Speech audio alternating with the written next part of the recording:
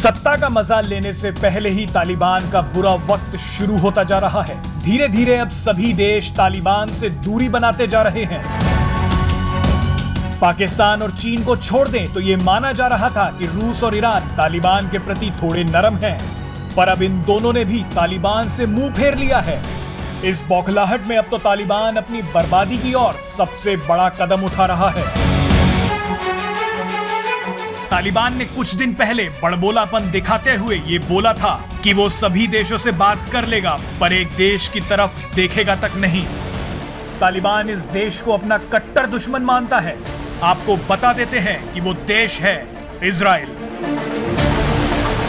वैसे तालिबान ने क्या बोला, इससे इजराइल को कोई फर्क नहीं पड़ता, पर अब तालिबान ने वो काम कर दिया है जिसे इजराइल किसी भी कीमत पर नजरअंदाज नहीं कर सकता।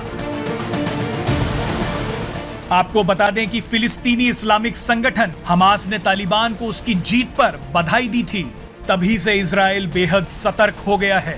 अपने बयान में हमास ने कहा कि तालिबान को साहसी नेतृत्व के लिए बधाई और उनकी ये जीत पिछले 20 सालों के संघर्ष का परिणाम है। कुछ दिन पहले तालिबान के प्रवक्ता ने यह बयान दिया था कि उसे दुनिया भर के मुसलमानों के लिए आवाज उठाने का अधिकार है, पर इजराइल के लिए खतरे की घंटी बज गई थी। कुछ एक्सपर्ट्स का मानना है कि अगर तालिबान की ताकत और बढ़ गई और दूसरे देशों ने उसे मान्यता दे दी तो वो सीधे तौर पर हमास के मुद्दे पर बोलना शुरू कर देगा, जो इजराइल के लिए मुश्किलें बढ़ा देगा। लेकिन तालिबान ये भूल गया कि अगर वो हमास को कोई भी मदद पहुंचाता है तो इजराइल उसकी धज्जियां उड़ा देगा। बीते दिनों तालिबान के प्रवक्ता सुहेल शहीन ने सबको चौंका दिया जब उनका एक इंटरव्यू इजराइल के सरकारी चैनल पर प्रसारित किया गया। हालांकि बाद में सुहेल ने सफाई देते हुए कहा कि उन्होंने अनजाने में इजरायली मीडिया से बात की। इस इंटरव्यू के प्रसारित होते ही सोशल मीडिया पर मानो आग ही लग गई। उसके बाद शहीन ने ट्वीट करके कहा कि उन्हें नहीं पता था कि वो किससे बात कर रहे थे।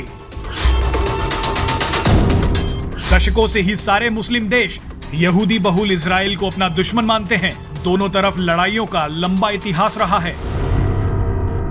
असल में मुस्लिम देशों से घिरा इजराइल एकमात्र यहूदी देश है जो न केवल अपनी रक्षा कर पाता है बल्कि किसी भी हमले का जवाब दोगुनी ताकत से देता है।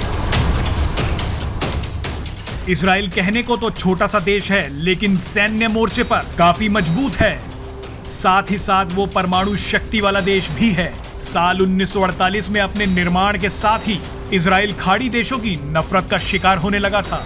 इसकी वजह थी वहां की अलग धार्मिक मान्यता और उसकी बढ़ती ताकत। आपको बता दें कि जब से इजराइल बना है तब से ही इस्लामिक देशों ने इसे मान्यता नहीं दी है। इन देशों का कहना है कि इजराइल फिलिस्तीन की जमीन पर कब्जा कर रहा है और जब तक इजराइल और फिलिस्तीन का विवाद आपस में नहीं सुलझ जाता तब तक ये इस्लामी देश इजराइल को एक देश के तौर पर स्वीकार नहीं करेंगे।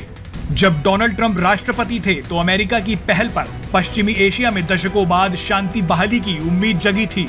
इजराइल, संयुक्त अरब अमीरात और बहरीन के बीच अब्राहिम समझौता हुआ, जो एक बेहद ही बड़ा और सकारात्मक कदम था।